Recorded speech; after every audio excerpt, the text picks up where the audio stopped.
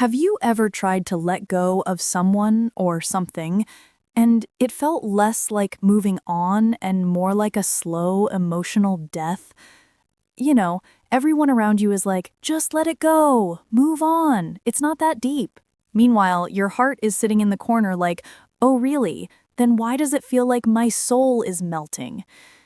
Today, we're talking about something painfully real. Why letting go feels like dying.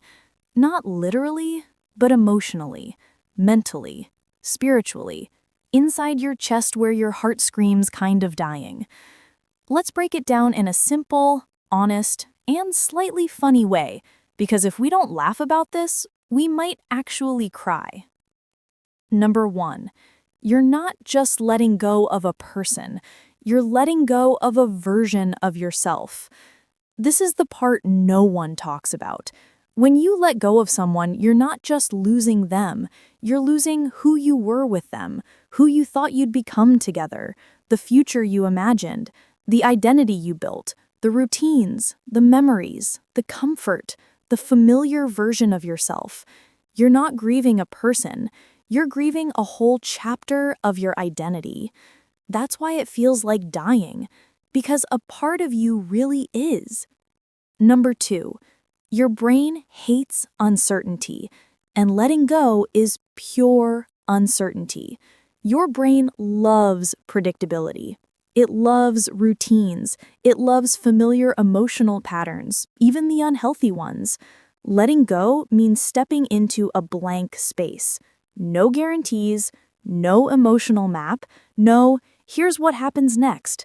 Your brain freaks out like, wait, we're deleting a whole human? But what will happen tomorrow? What will we do at 11 p.m. when loneliness hits? Who will reply to our memes?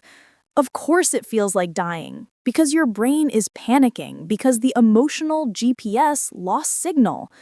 Number 3, you're addicted to the emotional familiarity. Humans don't bond through logic, they bond through emotional repetition, the daily texting, thinking about them, worrying about them, imagining the future, missing them, hoping, trying.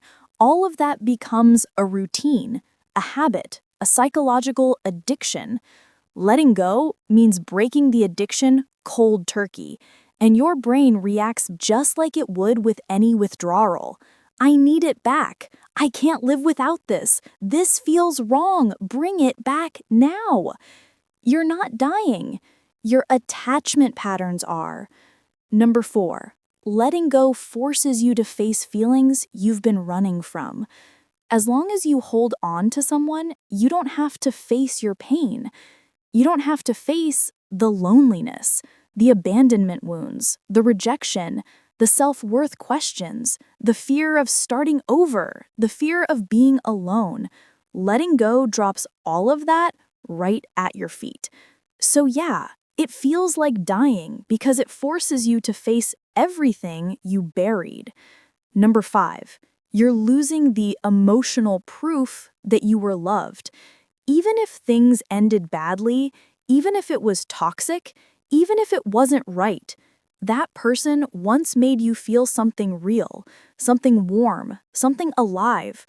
Letting go feels like erasing the evidence that you mattered to someone else. It feels like your heart is whispering, if I let this go, what proof do I have that I was loved at all? It's not true, but the fear feels real. Number 6, your mind keeps replaying, maybe if I tried harder. Humans love torturing themselves with imaginary scenarios. What if I waited longer? What if I changed this? What if they come back? What if I messed everything up? What if we were almost perfect? Your brain tries to bargain with the pain. But here's the thing, you're not letting go of a perfect story. You're letting go of a story that wasn't working, and accepting that hurts like hell. Number 7, your heart is grieving, and grief feels like death. Grief isn't just for funerals. You grieve broken friendships, failed relationships, abandoned dreams, old versions of yourself, futures that never happened. Your chest literally aches because your brain processes emotional loss the same way it processes physical pain. Letting go feels like dying because your heart is grieving something it loved deeply. That's not weakness, that's humanity. Number 8, letting go removes the illusion of control. When you hold on, you feel like you still have some power. Like maybe they'll come back. Like maybe things will fix themselves. Like maybe there's still hope. Letting go means saying, I can't control this anymore. And surrendering control always feels like falling, like jumping off a cliff without knowing if there's a net. Of course, it feels terrifying. Of course, it feels like dying. But it's actually the beginning of freedom. Number 9, you don't realize it yet, but letting go creates space for a new version of you. Even though it hurts, even though it feels impossible, even though you feel like you're losing everything, you're not. You're creating empty space. Space your future self will thank you for.